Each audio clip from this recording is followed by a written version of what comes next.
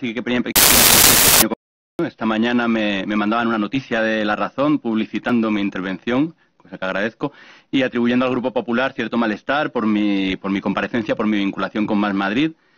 Nunca he ocultado mi filiación política, ni la partidista, ni la que me ubica en la férrea defensa de la sanidad pública, no solo como un servicio público, sino como mecanismo para hacer frente a las desigualdades sociales, siempre desde ese contexto birchoviano de que la medicina es una ciencia social y la política no es más que medicina a gran escala, ¿no?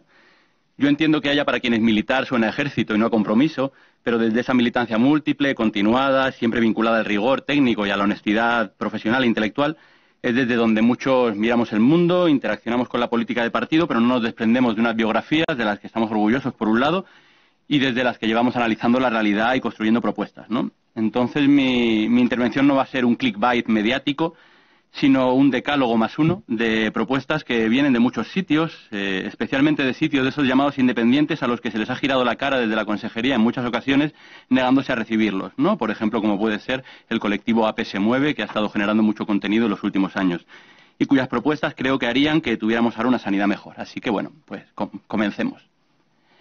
Está claro que la crisis del COVID ha trascendido el carácter puramente de crisis sanitaria y es lo que hemos venido a denominar un compañero y yo una crisis matrioska, ¿no? Una crisis sanitaria que está recogida dentro de una crisis económica, que está recogida dentro de una crisis ecológica, que además interacciona con una crisis generalizada de cuidados, ¿no?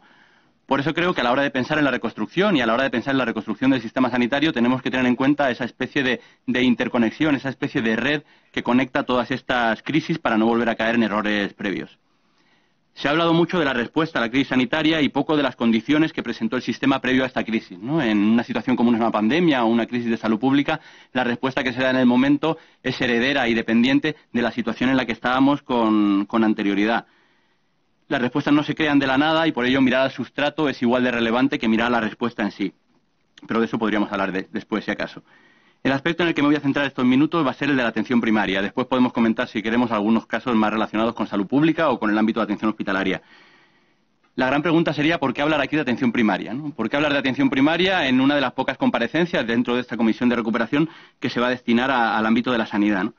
Por un lado, porque es el lugar en el que se han atendido más de 300.000 casos probables, y recalco lo de probable, porque quiere decir que no teníamos capacidad diagnóstica en atención primaria para decir que fueran confirmados, de COVID en nuestra comunidad, pero principalmente porque creo que podemos afirmar que muchos de los problemas de la respuesta sanitaria en nuestra comunidad han estado relacionados con problemas crónicos de la atención primaria, que de repetirse harán que la situación sea insostenible. La Comunidad de Madrid, y no ha sido la única en España, aunque cada comunidad ha tenido una respuesta bastante plural, ha intentado dar una respuesta a la pandemia dejando de lado la acción de lo que debería ser, de acuerdo con el tipo de sistema que tenemos, sus puntos fuertes, la salud pública y la atención primaria. Un sistema sanitario que sea un sistema sanitario tipo Sistema Nacional de Salud, es decir, un sistema sanitario que no actúa con exceso de capacidad, no puede centrar en los hospitales su respuesta a una situación de alto incremento de la demanda, porque los hospitales se van a saturar con rapidez y vamos a llegar a la situación en la que hemos estado, ¿no? Por ello creo que la respuesta en una segunda oleada tiene que ser claramente enarbolada desde el ámbito de lo comunitario y capitaneada por la salud pública y por la atención primaria.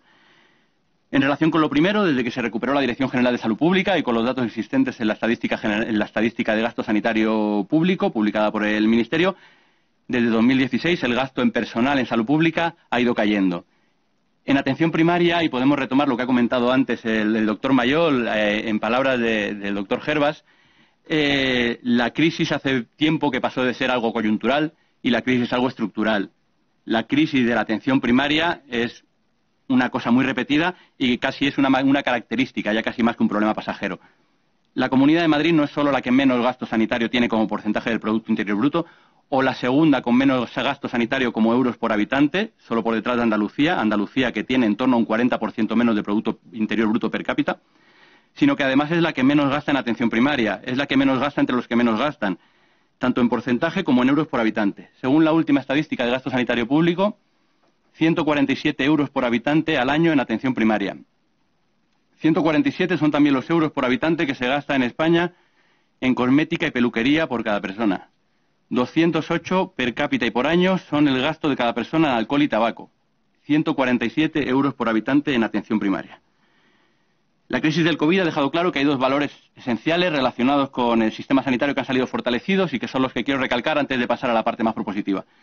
Por un lado, la importancia de lo público como aquello que siempre va a estar ahí cuando todo lo demás dé un paso atrás. El otro día participaba en un debate para un canal de televisión ruso junto con un representante de ASPE, ¿no? de la Asociación de Sanidad Privada de España. Ellos hablaban de que tan solo el 25% de los ingresos que habían tenido durante la época del COVID habían provenido de fuentes públicas, ¿no? Ingresos de personas, no ingresos sanitarios.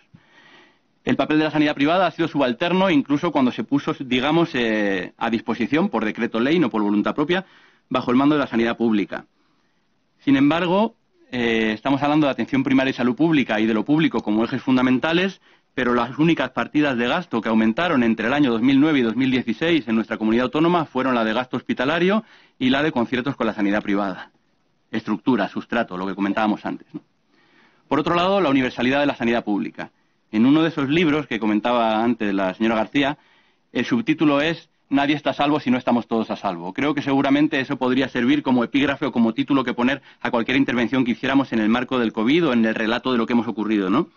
El mantenimiento de barreras a la asistencia en el ámbito de la salud, que han sido señaladas y denunciadas por colectivos como Yo Soy Sanidad Universal o como Redder, incluso en el ámbito de la pandemia del COVID, además de ser profundamente injustos con la población cuyos derechos se ven vulnerados, aumenta las vulnerabilidades que todos tenemos como sociedad, ¿no? La universalidad es un motor de mejora de salud, es un motor de desarrollo económico y es un motor de cohesión social. La universalidad de los sistemas sanitarios es de las pocas cosas que podemos decir que son un win-win. Para que mi intervención orbitara en torno a propuestas concretas, traigo 3 ejes fundamentales en torno a los que las he desarrollado. El primero es lo que ha de ser hecho antes de la nueva oleada. Lo segundo es lo que se debería hacer durante este próximo año. Y lo tercero, lo que debería ocurrir antes de que termine la legislatura. Siempre que antes de que termine la legislatura no sea antes del próximo año. No podemos volver a las jornadas de 60 pacientes, a la sala de espera rebosantes de personas, a las necesidades de atención presencial cuando son otros los medios de comunicación que pueden abordar esos procesos a los que antes se exigía presencialidad, a la falta de tiempo para atención en el domicilio y residencia, y como no podemos volver a ello, es preciso construir desde ya una atención primaria post-COVID.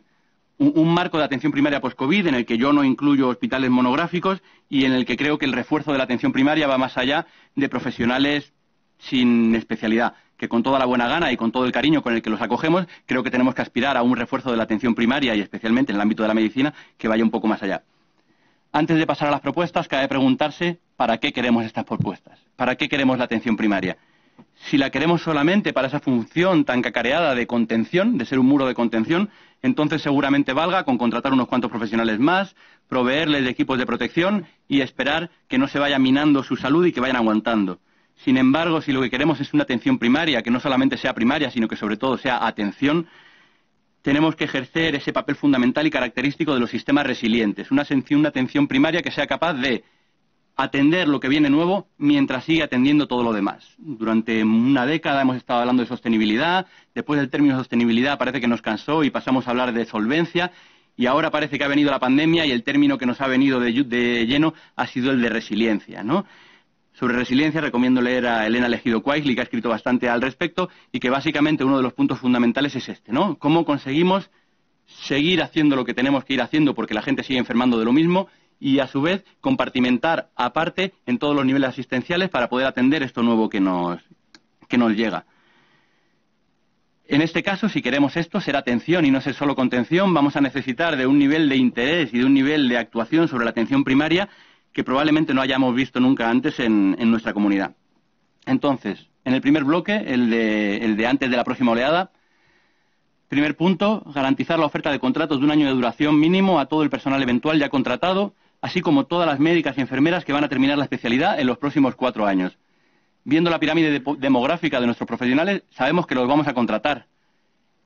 ¿Por qué no les ofrecemos la estabilidad necesaria para que no solamente les vayamos a contratar, sino que además aseguremos que se van a querer quedar, que es uno de los problemas? Mención especial a la necesidad de priorizar a las enfermeras especialistas en enfermería familiar y comunitaria, formadas para ello y relegadas en las bolsas de trabajo y en las ofertas públicas de empleo frente a la generalidad de las compañeras enfermeras.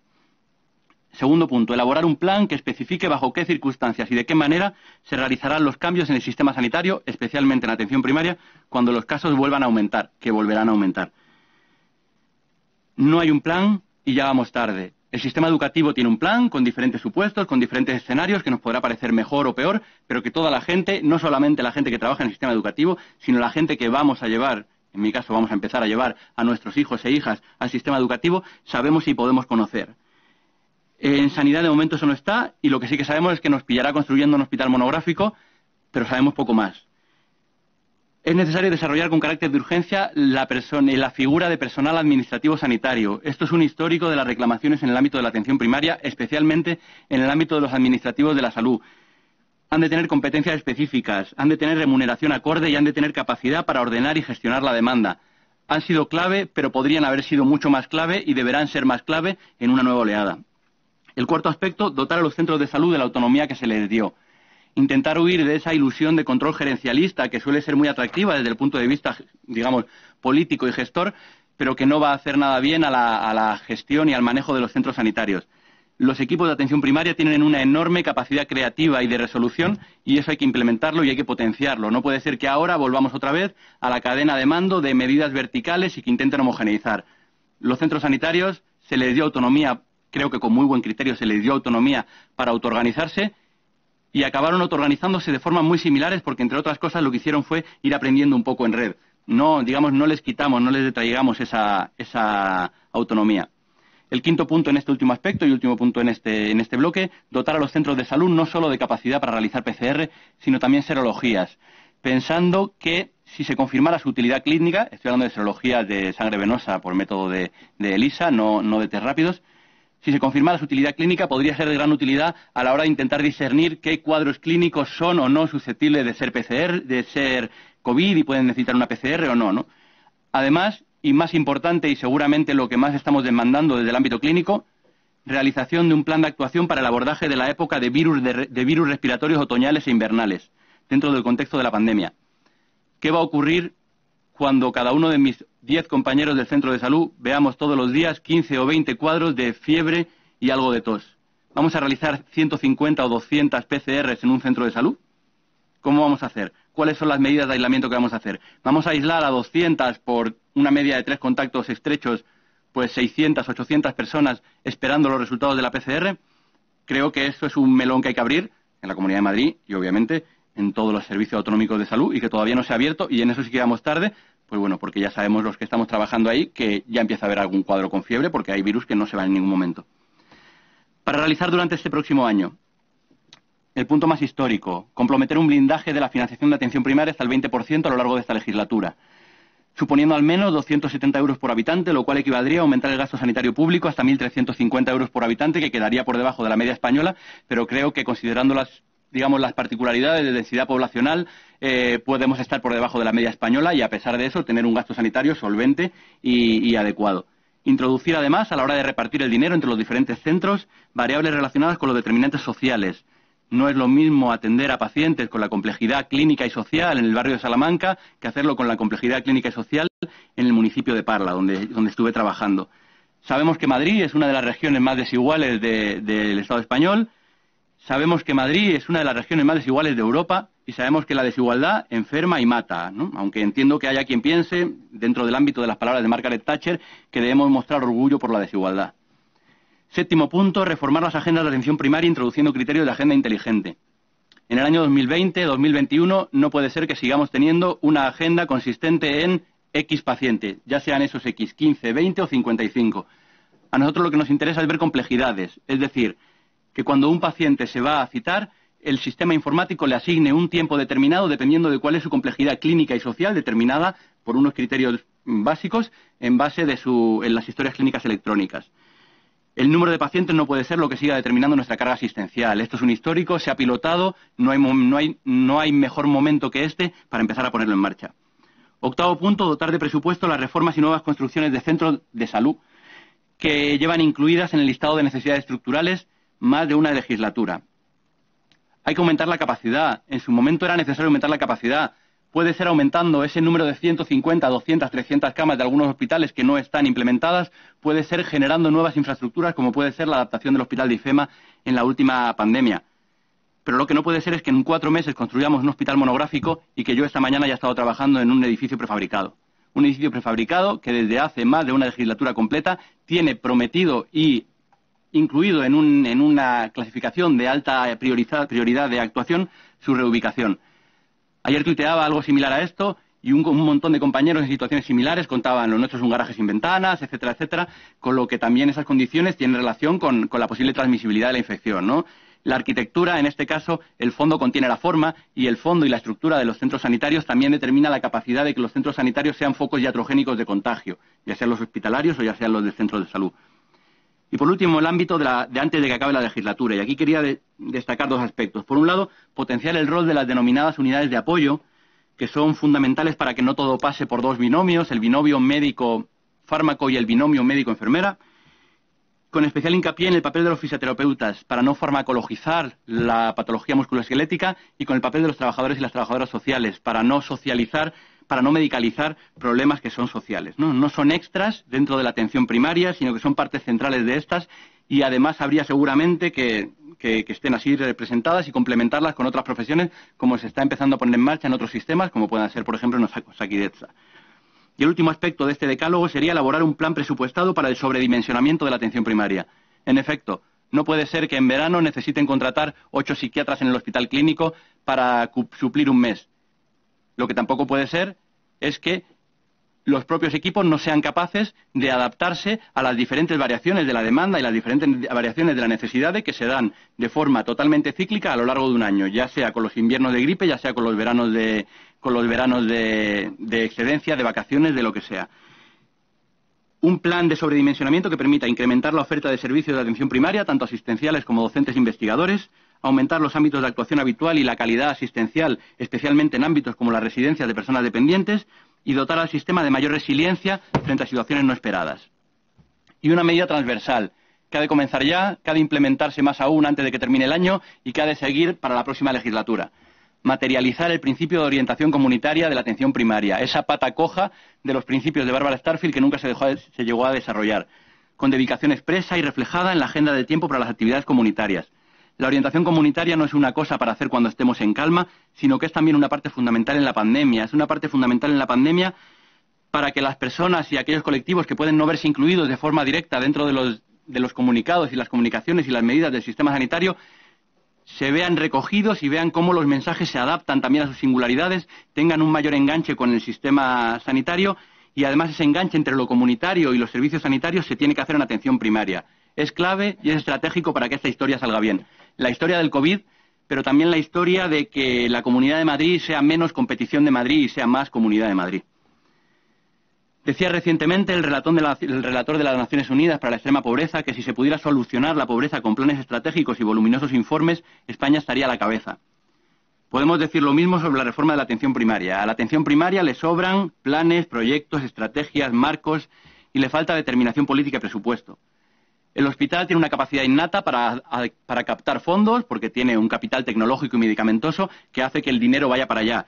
La atención primaria precisa de una unión triple de empujo ciudadano, de empuje de profesionales y de compromiso político para su desarrollo. Si no, está abocada a la extinción o a estar como ahora, que es más bien inane y en una crisis estructural que no es coyuntural.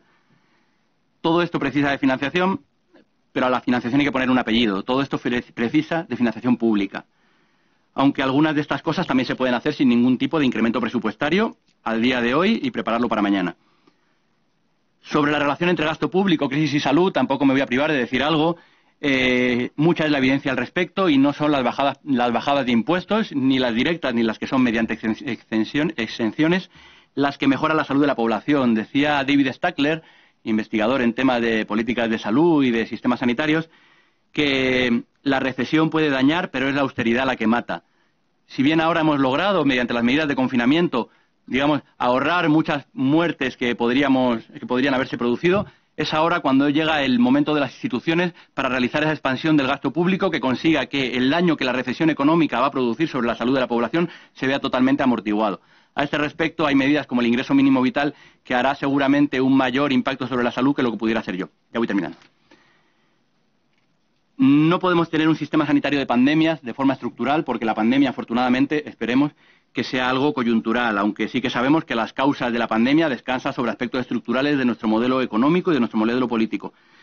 Debemos construir un sistema que sea capaz de dar respuesta a los problemas del día a día y a aquello inesperado. Para eso, la defensa que hago y que hacemos un grupo de compañeros que sí que intentamos trabajar y pensar en esto, es el de basar toda la respuesta en 3 ejes fundamentales. El primer eje sería el de fortalecer lo invisible. Eso invisible que es la salud pública y la vigilancia epidemiológica, que solamente sale en los medios en 2009 con la gripe A, en 2014 con el ébola, en 2019 con la crisis de la listeriosis y en 2020 con el COVID. Cuando ha estado trabajando durante todo el rato y cuando parece que si no se le pone el foco mediático no tiene capacidad para recaudar y para ganar esa notoriedad presupuestaria. La Ley General de Salud Pública del año 2011 se metió en un cajón y ahora todos le estamos reclamando una infalibilidad que podríamos haberle reclamado si tuviéramos mejores sistemas de información, mejor red de vigilancia epidemiológica, mejor evaluación de impacto en salud, que son cosas que se recogían en esa ley y que no se ha desarrollado. Aquí hubo un anteproyecto de ley de salud pública que tampoco vio la luz y que tampoco ha visto la luz en este año que llevamos de legislatura. El segundo punto sería el de la centralidad de la atención primaria, pero no una centralidad vacua y solamente discursiva, sino una centralidad en el engranaje entre el nivel hospitalario, el nivel de salud pública, lo comunitario y los centros de residencias de personas dependientes. Hay que presupuestarla, pero la atención primaria no necesita solamente una mejora en el ámbito de la redistribución, necesita una mejora también en el ámbito del reconocimiento, en el ámbito de la centralidad de su participación en todos los procesos que se pongan en marcha. Y por último, lo que tenemos que hacer es huir de esa tentación camacéntrica de incremento perpetuo de las camas y flexibilizar la capacidad del nivel hospitalario. Una cosa maravillosa que se hizo en los hospitales fue incluso triplicar su capacidad de camas de cuidados intensivos en 1 o 2 semanas. Vale, ahora eso no puede ser ya espontáneo o improvisado. Tiene que haber un plan. Me consta que ese plan se está poniendo a cabo.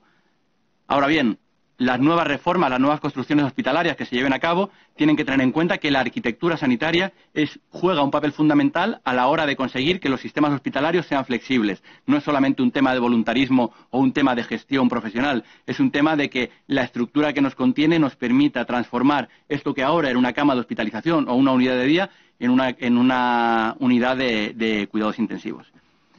Y creo que más o menos me he debido pasar un poquito, así que muchas gracias. Gracias, doctor Padilla. No se ha pasado tanto. 5 minutos, todas las cosas que estamos escuchando.